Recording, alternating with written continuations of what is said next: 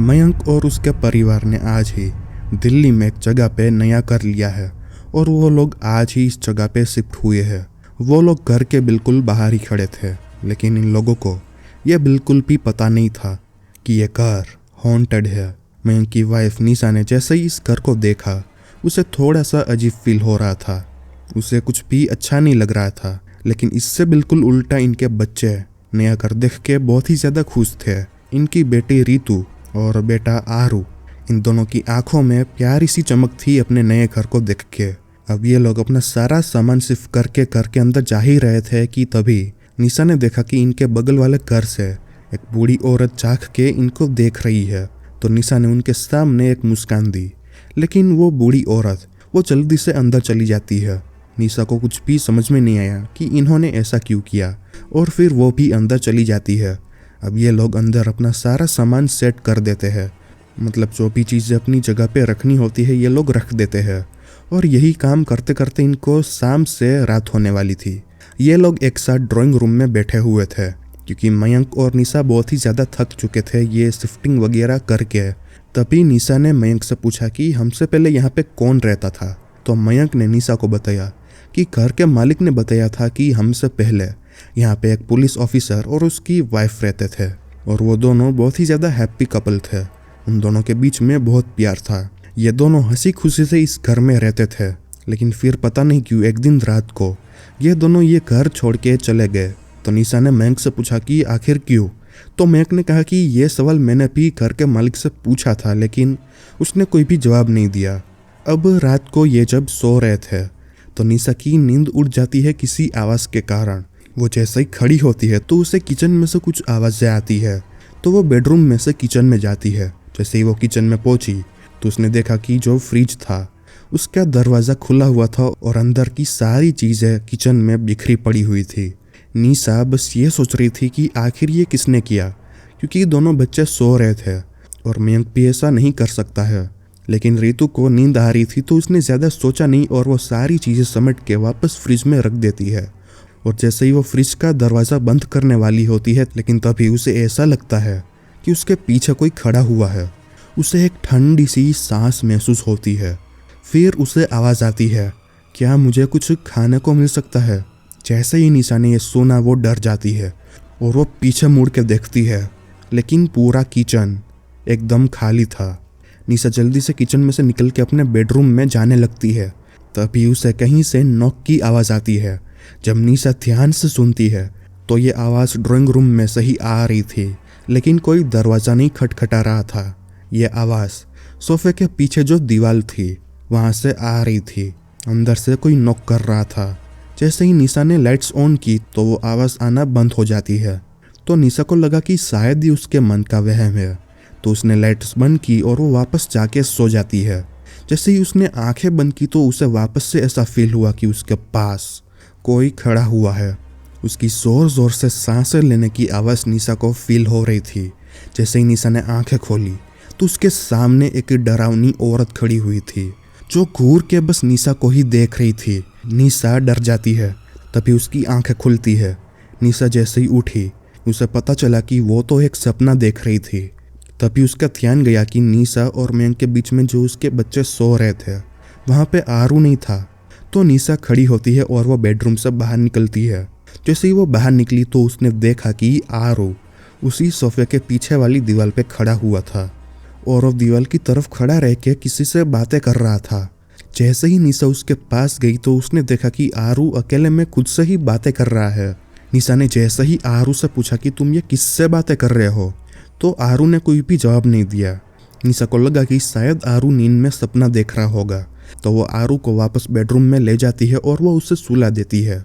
अब जैसे ही सुबह होती है मयंक अपने काम के लिए निकल जाता है। जैसे ही वो अपने घर से बाहर निकला और उसने आंगन में कदम रखा, उसने देखा कि पूरे आंगन में गीले कीचड़ वाले पैरों के निशान थे। तो मयंक ने सोचा कि आखिर ये निशान कहाँ से आ गए, क्योंकि कल किसी के भी पैर पे कीचड़ नहीं लगा हुआ था। लेकिन फिर उसने ज़्यादा सोचा नहीं, क्योंकि उसे लेट हो रहा था और वो चला जाता है। और निशा जो कि उसे आंगन में बाई बोलने के लिए खड़ी हुई थी, जैसे ही मयंक जाता है तो निशा भी वापस अपने घर में जाने लगती है। लेकिन तभी उसने देखा कि बाजू वाले घर के जो पड़ोसी है, जो वो बूढ़ी औरत है, वो अपने आंगन में झाड़ू लगा रही है। तो निशा उनसे बात करने की कोशिश करती है, लेकिन वो औरत उसने कोई भी जवाब नहीं दिया निशा को। वो अपना चेहरा बिगाड़ के वापस अपने घर के अंदर चली जाती है। तो निशा को ये अजीब लगा कि आखिर ये बूढ़ी औरत इनको इतना इग्नोर क्यों कर रही है। फिर जैसे ही शाम होती है तो मयंक अपने घर लौट आया होता है। वो सोफे पर बैठ के डोरेमोन देख रहा था और आरू उसी के पास ही में खेल रहा था और रितु उसी दीवार के पास थी। मयंक टीवी देख ही रहा था कि तभी उसने सुना कि रितु अकेले में बातें कर रही है। मयंक ने जैसे ही उसकी ओर देखा तो उसने देखा कि जो रितु है वो दीवार के पास खड़ी हुई है और वो दीवार से बातें कर रही है। जैसे ही निशा किचन में से बाहर आई तो उसने भी देखा कि रितु उस दीवार के पास खड़ी हुई है। जैसे ही निशा उसके पास गई तो उसने सुना कि रितु अपना नाम बोल रही है, जैसे वो किसी को अपना नाम बता रही हो। निशा ने रितु से पूछा कि बेटा आप ये अकेले में बातें क्यों कर रही हो। तो रितु ने कहा कि मैं अकेले में बातें नहीं कर रही हूँ, बल्कि मैं तो इस दीदी को अपना नाम बता रही थी। तो निशा ने पूछा कि कौन सी दीदी, यहाँ पे तो सामने दीवार है। तो रितु बोली इस दीवार के अंदर जो दीदी है वो मुझसे मेरा नाम पूछ रही थी, तो मैं अपना नाम बता रही थी। निशा ये सुन के थोड़ी सी काँप उठी और उसने रितु से कहा कि बेटा ऐसे मजाक नहीं करते। तो रितु बोलने लगी कि नहीं, सच में अंदर एक दीदी है जो कि मुझसे मेरा नाम पूछ रही है। तो निशा गुस्सा हो जाती है और वो रितु को डांट लगा देती है। और मयंक ये सब देख के थोड़ा सा हैरान था कि आखिर ये सब क्या हो रहा है। निशा ने मयंक को कल रात के बारे में भी बताया था कि आरू उस दीवार के साथ बात कर रहा था और आज ही रितु बात कर रही है। अब वापस से रात होती है और ये लोग सो रहे थे और मयंक भी गहरी नींद में सो ही रहा था कि तभी उसकी आंखें खुल जाती है किसी आवाज़ के कारण। उसे ऐसा लगा कि जैसे कोई उसे चिल्ला के बुला रहा है। जैसे ही वो उठा तो उसने देखा कि जो निशा है वो बेड पे नहीं है। तो मयंक उठा और वो बेडरूम से बाहर निकलता है। तभी उसने सुना कि निशा की आवाज़ उसी सोफे के पास वाली दीवार से आ रही है। निशा ये चिल्ला चिल्ला के अंदर से बोल रही थी कि मुझे बाहर निकालो, मैं यहाँ पे फंस चुकी हूँ। तो मयंक उसके पास जाता है और वो पूछने लगता है कि निशा तुम अंदर कैसे पहुँची। मयंक जल्दी से एक हथौड़ी लेके आता है और वो जल्दी से उस दीवार को तोड़ने लगता है। तभी निशा वॉशरूम में से बाहर आती है और वो मयंक को रोक देती है और वो पूछने लगती है कि तुम ये दीवार क्यों तोड़ने लगे। तो मयंक ने बोला कि अभी तुम्हारी ही आवाज़ यहाँ पे अंदर से आ रही थी। तो निशा ये सुन के शौक हो जाती है। वो मयंक से कहती है कि मैं तो अभी अभी उठ के वॉशरूम गई थी। तो मयंक भी एकदम दंग रह के खड़ा हुआ था। तभी उन्हें उसी दीवार के अंदर से नोक सुनाई देती है। वो नोक सुन के इन दोनों के होश उड़ जाते हैं कि आखिर अंदर से नोक कैसे आ रही है। तो मयंक हथौड़ी उठाता है और वो जोर जोर से दीवार पे मारने लगता है, जिससे कि दीवार टूटने लगती है। जैसे ही दीवार टूटी इनको अंदर से एक लाश नजर आती है। उस लाश की चमड़ी एकदम गल चुकी थी और उसका चेहरा पूरा सफ़ेद पड़ चुका था। उसकी आंखें खुली हुई थी और उसके सर के बीच में एक बहुत ही बड़ा घाव था। मयंक और निशा ये मंजर देख के बहुत ही ज़्यादा डर जाते हैं। फिर पुलिस को बुलाया जाता है, पूरी छानबीन की जाती है और उस लाश के बारे में इन दोनों को पता चलता है। ये लाश उसी ऑफिसर की वाइफ की है। ये देख के ये दोनों एकदम ही हैरान हो चुके थे।